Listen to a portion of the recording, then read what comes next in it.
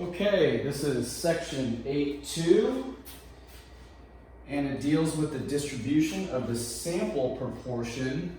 What we're going to be working with today is a population proportion down into a sample proportion.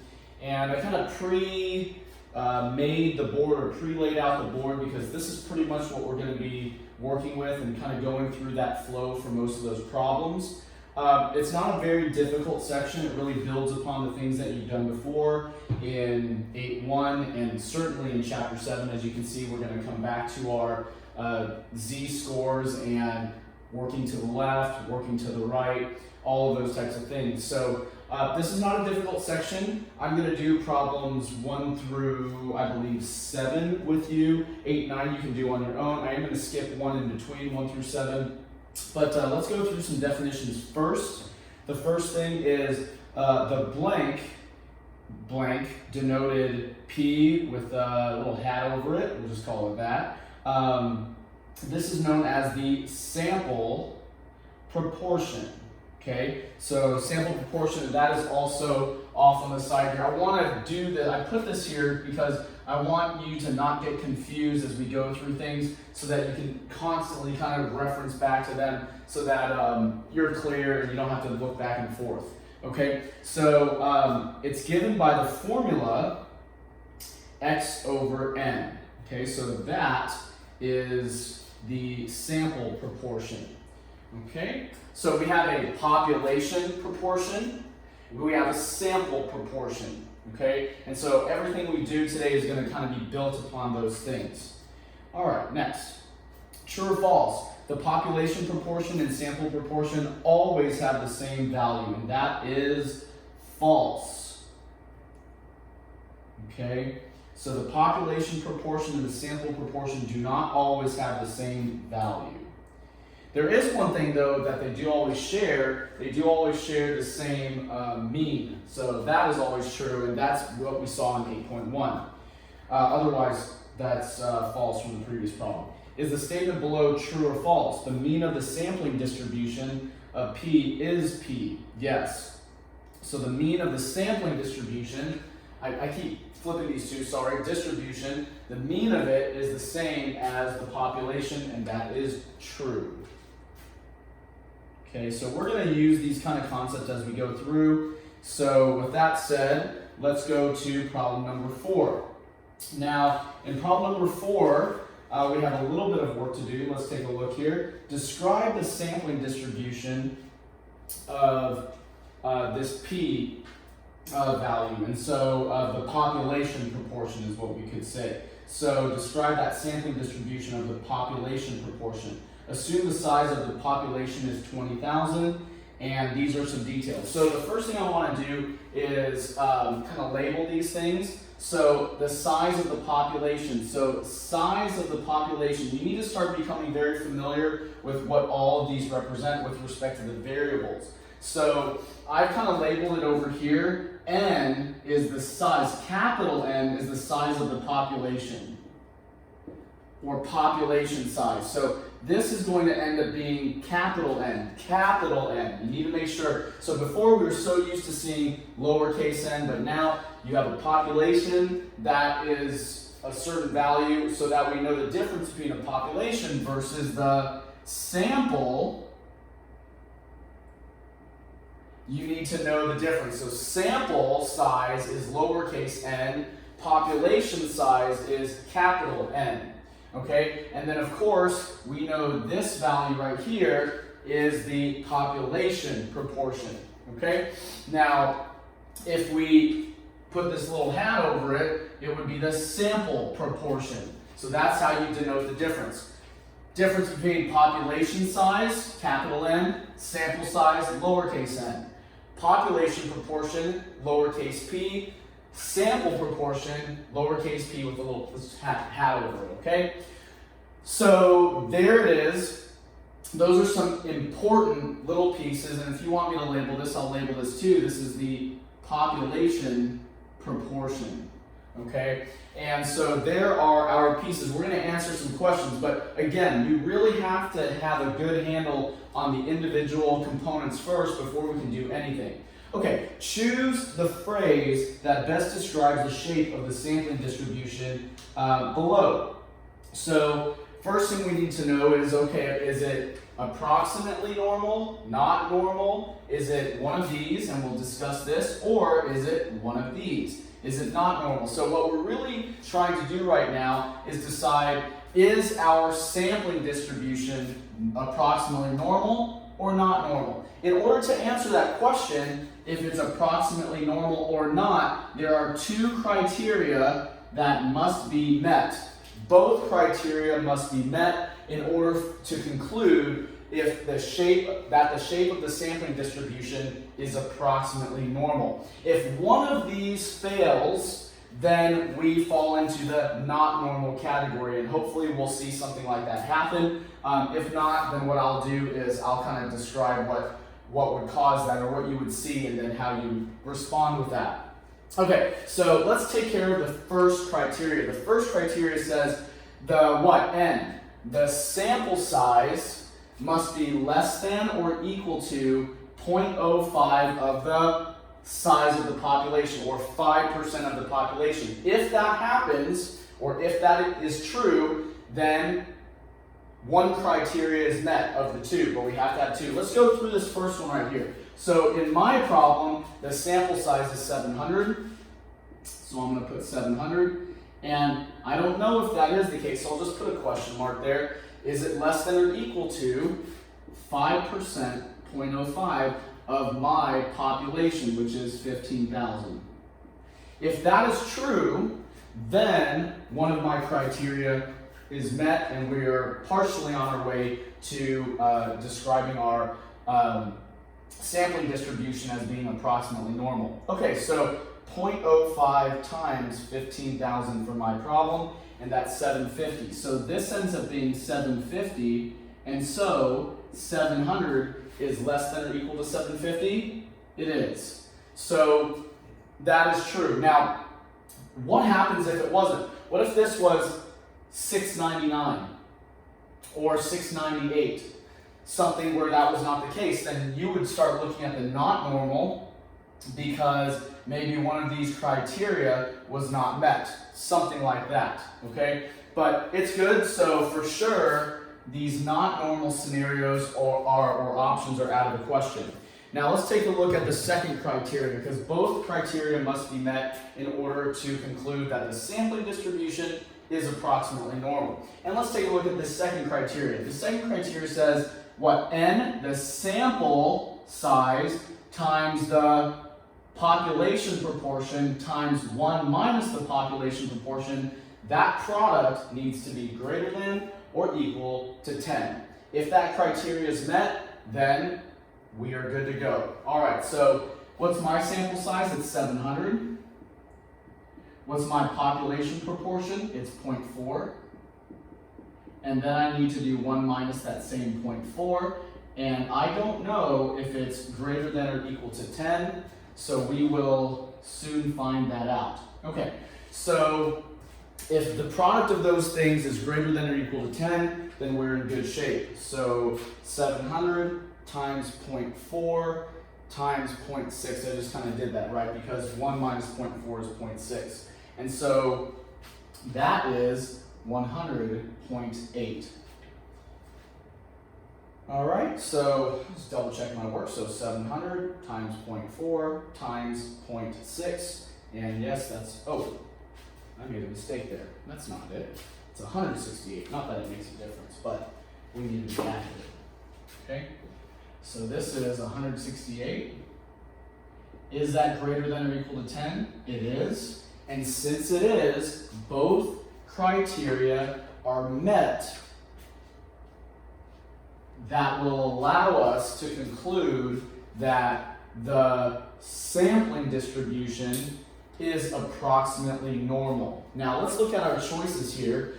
I have two choices for approximately normal, because n is less than or equal to 0.5 of n, capital N, and np times 1 minus p is greater than or equal to 10. That looks good, right? Because that's the rule. Less than or equal to 0.05 n, and that greater than or equal to 10. This seems good. Let's look at the other one. And this is why this one is not correct, because they actually flipped around the inequality sign. So be careful with that as you are working through your problem. Select the correct one that really makes sure that it picks up the correct two rules, okay, the two criteria. All right, so that is what we're going to do for many problems moving forward. You need to become familiar with that procedure of determining whether the sampling distribution is approximately normal or not. And in order to do that, you have to satisfy both criteria, not one or the other. It has to be both, and make sure you know for the right reasons, okay? So there it is. Okay, now, the next thing we're going to do is determine the mean of the sampling distribution. So the mean of the sampling distribution is going to be the same as the population proportion. So, and I noted that right here. So we've done step 1, step 2. We did that in the previous part of this problem. And now we move on to step 3, which is in this upper right-hand corner. Notice the mean of the sampling distribution, of P is going to be the same as the mean of the population proportion. So it's going to be the same as that. Well, what is that? Well, there it is, 0.4. Okay? So you don't really have to think too much, and it's just like what we did in 8.1. Okay, now for a little bit of work. So step number 4 in our process is to find the standard deviation of our sampling distribution. So the standard deviation of our sampling distribution, there is a formula for that. Here it is. There is a little bit of work, but it's not bad. And in order to figure out what that is, we have to know the population proportion and the size of our sample. So let's go calculate that for my problem. If I want to know what that is, I've got to get all those values. So P is 0.4. times 1 minus the 0.4. There it is as my formula. So notice how I took my p-value, my population proportion, and then I need to divide that not by my population, but by my sample, because I'm working on my sample. So that is 700 for my problem. Okay? So there it is. Let's go do the work for it. I've got 0.4 times 0.6, which is the numerator. I'm going to divide that by 700, and then I'm going to take the square root of that, and it looks like the square root is 0.0185. Let's see how far they want me to round. 3 decimal places, so that looks like 0.019. All right, so 0.019 is the standard deviation of our sampling distribution. All right, and that should complete problem number 4. So I hope you got the hang of it. It's not too tough. In problem 4, we just go through 1, 2, 3, 4 steps. Later on, we're going to get back to our z-scores and areas and probabilities and all of those things. But for right now, we just need to make sure that we understand how to determine if something is approximately normal, the mean, and the standard deviation. Okay, so there it is. Let's move on to problem number 5. I hope problem number 5 gives you something, or gives us something where it's not, but we'll just have to see. But I've kind of let you know what that would end up looking like if it wasn't. Okay, so let me clean this up so you can see it.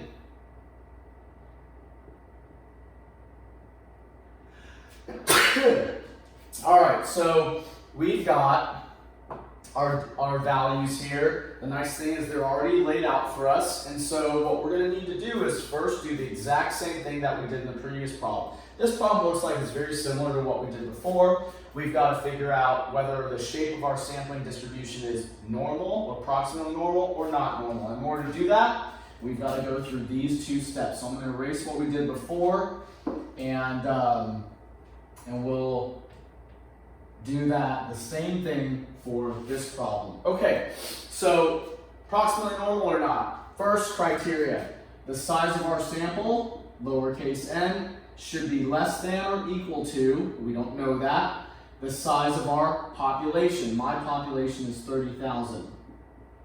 So if that is the case, if that's true, then the first criteria is met to determine if the sampling distribution is approximately normal. All right, so 0.05 times 30,000 is 1,500.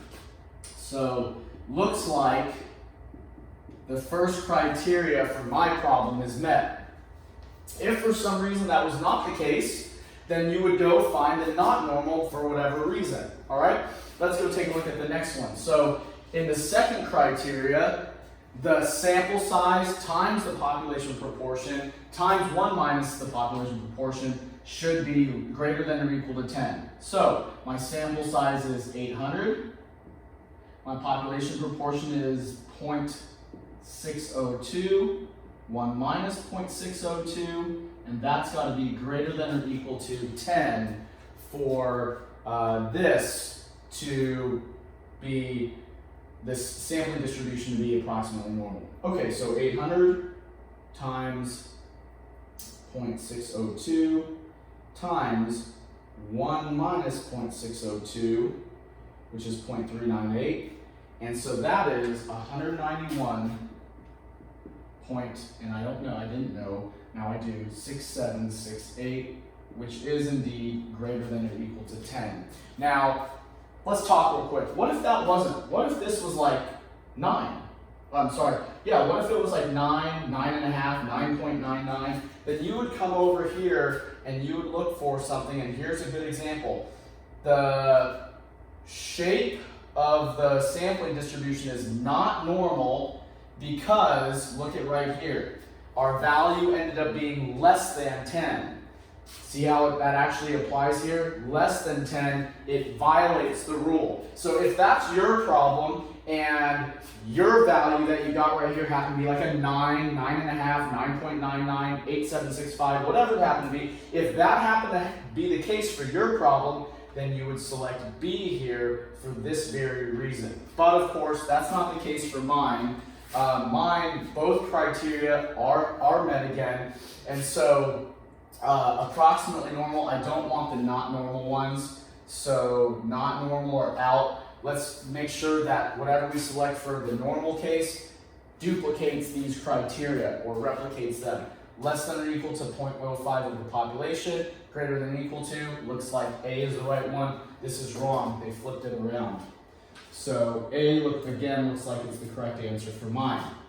Okay, so there it is. Let's go take a look at the next step. Next step, of course, is the same next step as before. So when you're doing these, the next thing that will typically come up is a question regarding the mean of the sampling distribution, and that's a really easy answer. The mean of the sampling distribution is the same as the population proportion, so that's going to be 0.602.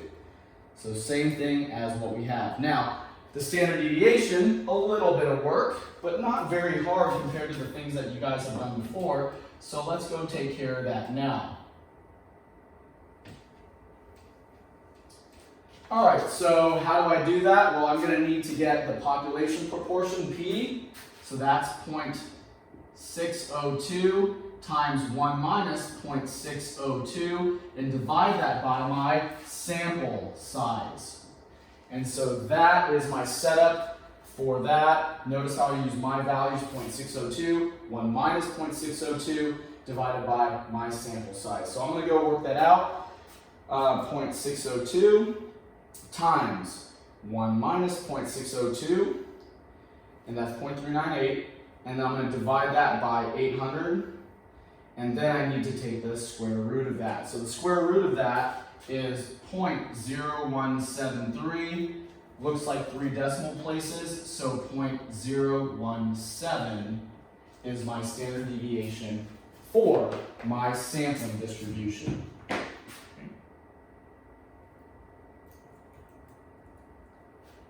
All right, so that takes care of problem number 5. Hope you got the hang of it. It's not really too tough compared to a lot of the things that you guys have done before, but it's just kind of a procedure that you need to start to get used to when you're doing this. All right, number 6 is a more complete problem. And when we get to number 6 here, you're going to go through all of these steps plus the things that we become so familiar with in Chapter 7 and Chapter 8, or 8.1. So let's take a look at this, and let's start answering the same questions that we've answered before. Here we go. Suppose a simple random sample of size n equals 50. So look at what they just gave you. Remember that this is your lowercase n. Be careful, don't confuse that with, take a look here, your capital N, your population size, and then here's your population proportion, P. So be very careful with all of your pieces here. Make sure that you label them. Easy to flip some things around. And so now let's go do the first two steps that we've gotten used to. Remember that the first two steps are their intention or their purpose is to determine whether the sampling distribution is approximately normal or not. So here we go. I'm going to erase what we did in the previous problem, but it doesn't mean that we're changing the procedure. We're literally doing the exact same things that we've done in the previous two problems.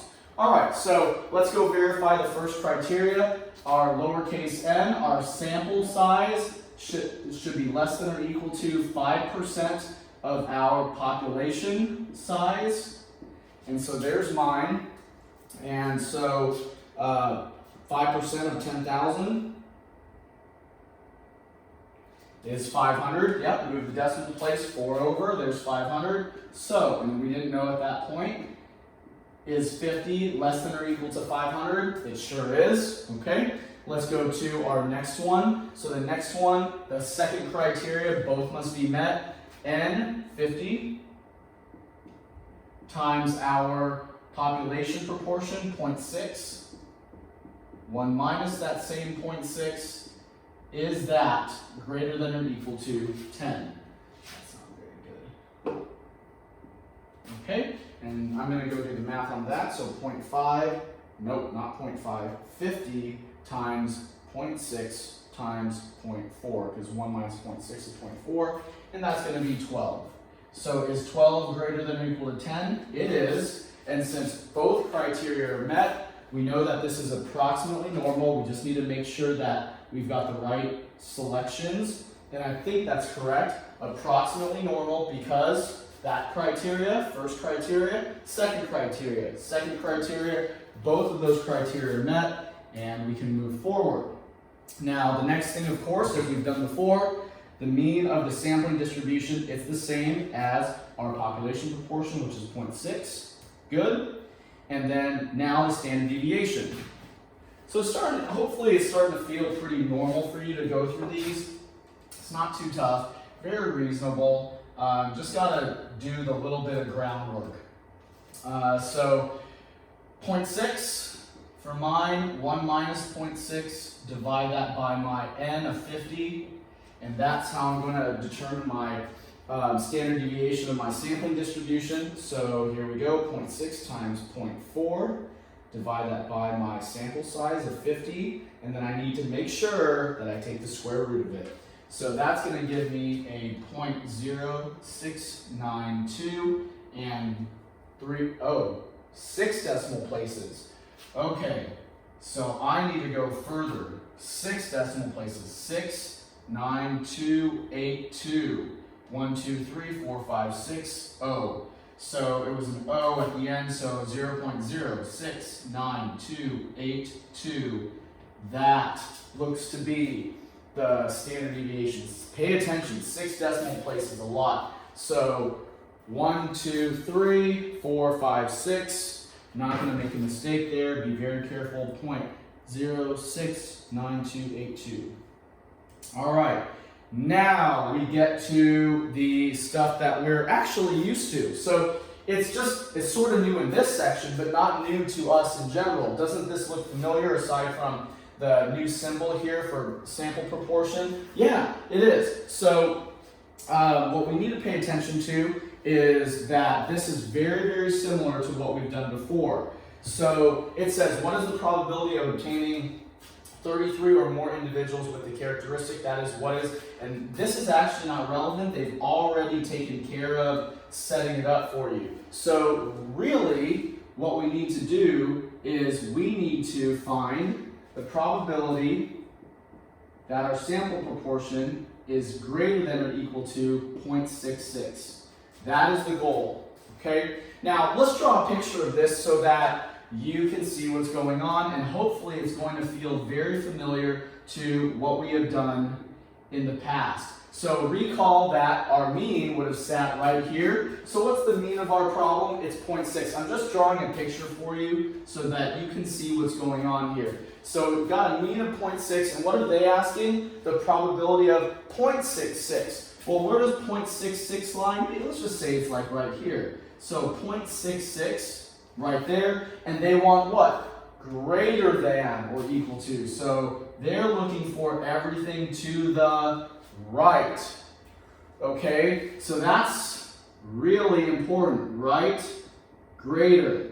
That is going to drive what? The very end when we do that final step. You recall that, you remember that. But before we can do any of those things, the first thing we need to do is convert that to a z-score. So, hope you're familiar with that. We've been doing it a lot. Here's your formula for it. It's very similar to what we did. What do? We take this value right here, the 0.66. We're going to subtract the mean. And the mean is 0.6 in my problem. Okay, and then I'm going to divide that by the standard deviation. Where's the standard deviation for my problem? Well, it's right here. It's all the work that we did prior to it, but I can just pull that number over. So 0.069282. All right, so there it is. Okay, so I've got to do a little math here. So 0.66 to minus 0.6 should be 0.06. And then I'm going to divide that by 0.06. I'm going to divide that by 0.069282. And that gives me a z-score of 0.866, which I'm going to round to 0.87. I'm not done yet, of course. You guys know that. We've been working on this for quite a while. I need to go find the area that corresponds to 0.86. So there's my 0.8s. So there's 0.8. Oh, not 6. I need to go one over. 0.87. There it is. So looks like this is 0.87. So the area associated with 0.87 is 0.8078. Now, is that the answer? No, because this area and all the areas in our table of areas and probabilities are implied to be to the left. And so what we need to do is 1 minus that. So our actual answer is going to be 1 minus 0.8078 because we're going to the right and greater. Okay? So be very careful with that. And so that's 0.1922. So that should be the probability which corresponds to the area under the curve greater than 0.66. Hopefully that's right. 4 decimal places, 0.1922. All right, wonderful. Okay, let's move on to the next part. So the next part is very similar, just a different probability. And so what probability is my problem looking for? Well, 29, again, they've already kind of done the legwork for you. And so this is really the piece that you're working on. So I'm going to go rewrite all this. And let's take a look. I'm even going to erase this picture because we're going to have a different picture for this problem. Let's take a look at this. So what are they looking for? 0.58. So they want the probability that our sample proportion is less than or equal to 0.58. That's the question. Now let's draw a picture of that. You guys again have seen this many times over, very familiar with what's going on. What's the mean for my problem? The mean for my problem is 0.6. Okay, so that was the mean for my problem. There's the mean. Now, mine is 0.58, so I'll just say that 0.58 is about here. So there's 0.58. Are they asking for greater than? No, they're asking for less than to the left. So that means that they want to know the probability or the area under the curve to the left of 0.58. With that said, we got some more work to do. Let's go convert this to a z-score. So we want the z-score of 0.58 minus our mean of 0.6 and divide that by our standard deviation, 0.069282. Okay.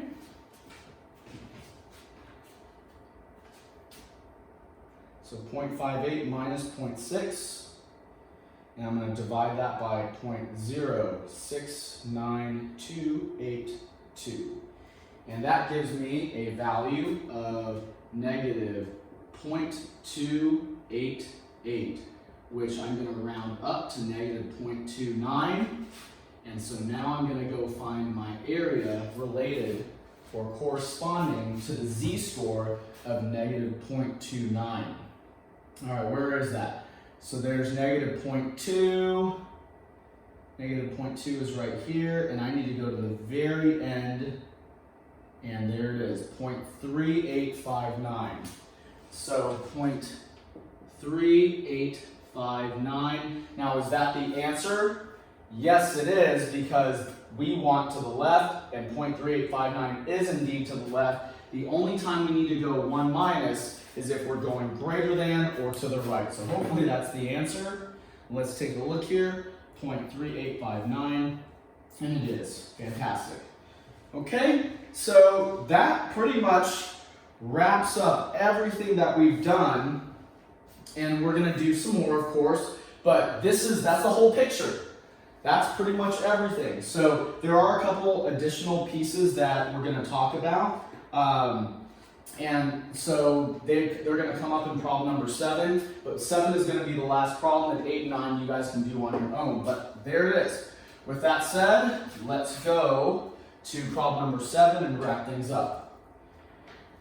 Okay, so in your notes, I kind of answered this off to the side. Quick thing is that qualitative things are dealing with attributes, or if a sample is qualitative, it's dealing with, or their responses are qualitative, you're dealing with attributes or traits. If it's quantitative, these are things that can be measured numerically. So just keep that in mind. Let's take a look at our problem. According to a study, the proportion of people who are satisfied with the way things are going in their lives is 0.76. Suppose that a random sample of 100 people is obtained. Complete parts A3 below. Suppose the random sample of 100 people is asked, are you satisfied?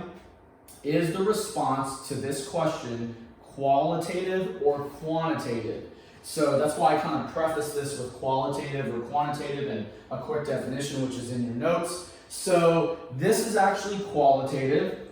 It's qualitative because the responses can be classified based on a characteristic of being satisfied or not. That's not really numerical, unless it was put on a numerical scale. That might be a little bit different, but for right now, it's qualitative because you're satisfied or you're not. So this is qualitative, and I think that's the response. There it is. Okay? Now, explain why the sample proportion P is a random variable. What is the source of the variability? Well, we've kind of studied random variables. This is going to be, I'm not going to go deeply into this, because we can always go back to it. But the bottom line is, the answer is the sample proportion is a random variable because the value of P varies from sample to sample. Okay, so let's take a look at where that is. We got this, not in the sample. That's the first thing. So sample to sample, A or D. The variability is due to the fact that different people feel differently regarding their satisfaction. And so that is why this is the answer. The sample proportion is random because it varies from sample to sample, first criteria. And number 2, the variability is due to the fact that people feel differently regarding their satisfaction. Okay, that's not really the crux of this. the main crux is all the stuff that we've done on the right side of that board there, and that's what we're about to get into now, okay? So here we go. Now, in order to answer all of these things that we did before with problem number 7, what we're going to need to do is go find the value. So let's take a look here. According to the study, we have a study, we've got a p-value. Now, here's the deal is that it doesn't matter whether this is for the population or the sample. We know that the population proportion is going to be the same as the mean for our sample. So we'll just note that right now. Now we have a sample of 100 people. Is that capital N or lowercase n? Well, since it's a sample, this would be lowercase n. It seems like something is missing here. They don't seem to be giving us capital N. And so I'm going to help you out. I'm going to just simply let you know that this is going to be no more than 5%. It's kind of implied.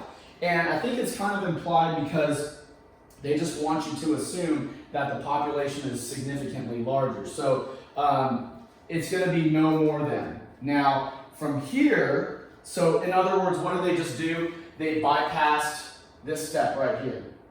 Okay, they bypassed that. They already said this is good.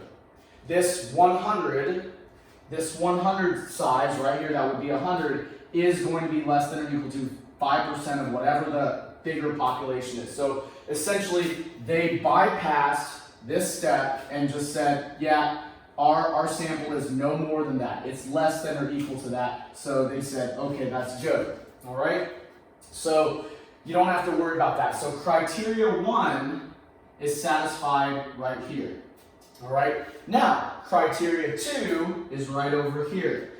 And as you can clearly see, they want us to calculate that, and we can because we have the information to do that. So let's go calculate that piece to determine if our sample or our sample proportion is approximately normal. So my sample size is 100. My population proportion is 0.76. 1 minus 0.76. Is that greater than or equal to 10? If it is, we're good. And we're going to need to input that value. It looks like it probably is going to be, but we still need to do the work.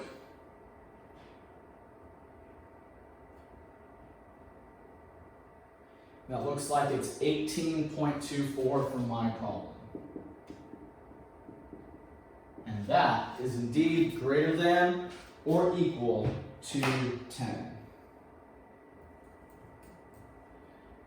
And therefore, since that's the case, no more than 18.24, the distribution of the sample proportion is approximately normal.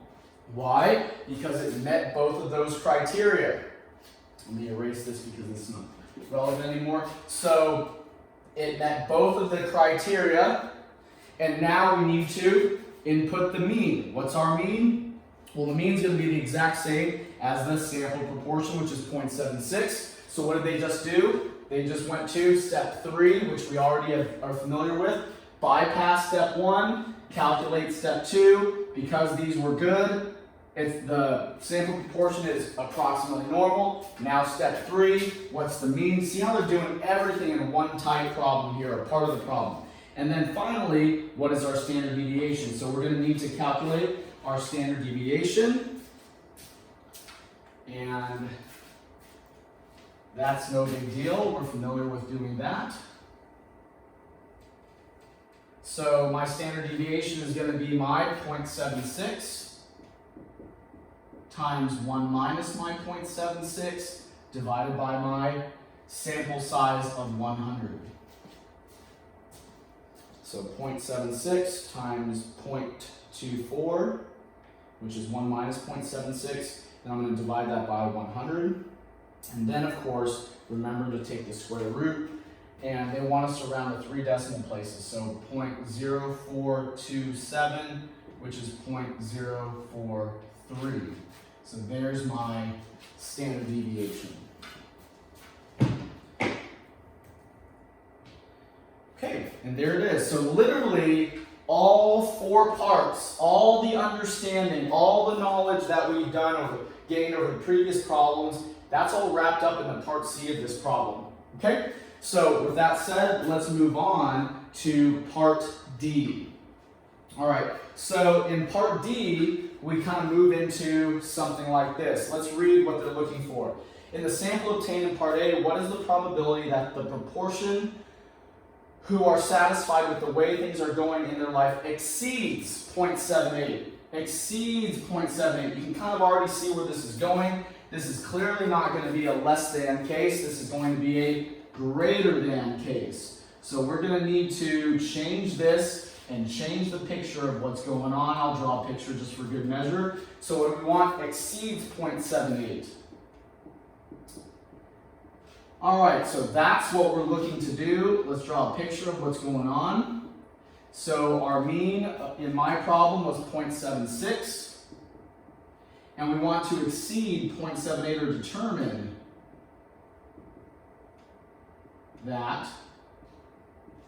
And that's the picture we're looking for, which means that for sure we're going to the right because we're greater, which means we're going to have to do a 1 minus. So let's get to work. We have all the pieces of information that we need. We're going to need to convert to a z-score. There's the 0.78 minus the 0.76, our mean, divided by our standard deviation of 0.043. Now, when I was working through some problems, some of the problems that I worked, the answers were actually wrong. Their answers were wrong. So you want to, if for some reason you happen to get yours wrong and you know you calculated it correctly, let me know. Send me an email and I will take care of it for you. Who knows if this one's going to end up being wrong. Let me just double check my work here. 0.78 minus 0.76, divide that by 0.043. All right, so that gives me a z-score of 0.465. I'm going to round that up to 0.47. Now, is that the answer? No, of course not, because we need to go find the area associated with that. So 0.4 is over here and 7. So here's 0.47, which has an area or probability of 0.6808. Now, is that the answer? No, it's not. It would be if we were looking at less than, the probability of being less than 0.78, but because we're looking for greater to the right, we need to do 1 minus the 0.6808, and so whatever that ends up being,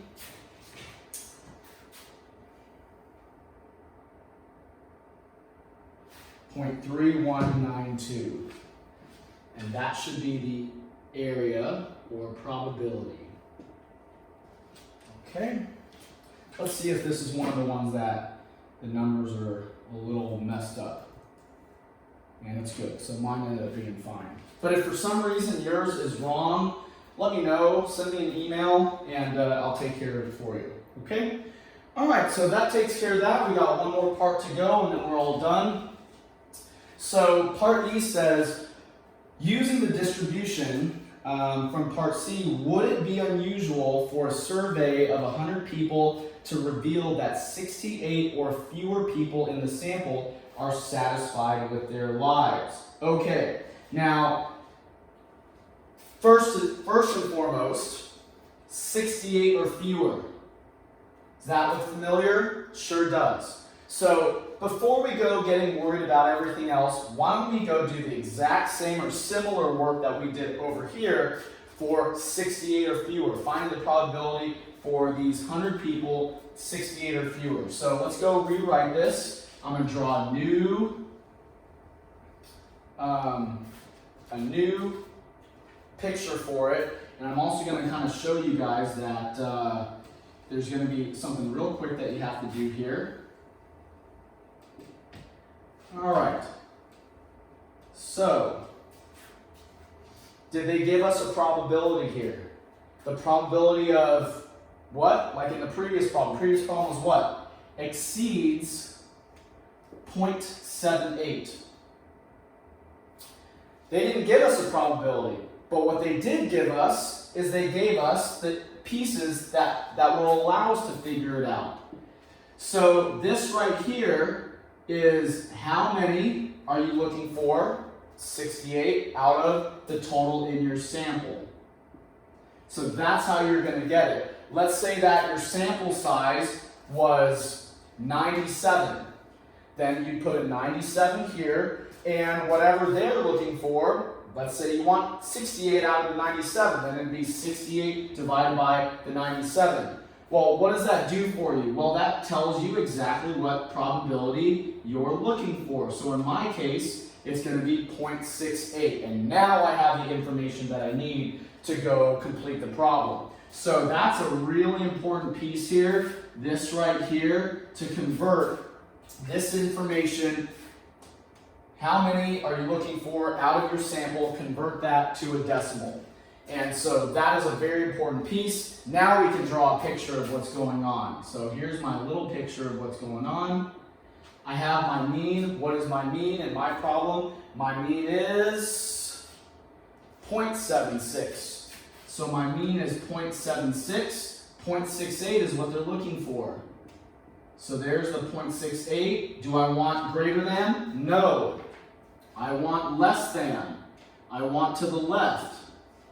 So I want everything to the left or less than 0.68. So this is identical to problem number 6. The only difference is that they threw a little bit of a curveball in when we were doing the less than case, whereas number 6, they did it just like part D and gave you the probability outright. It's not a big deal. Don't panic, not a problem. Okay, with that said, here we go. Let's go get the z-score. So that's going to be 0.68 minus my mean of 0.76 and divide that by my standard deviation of 0.043.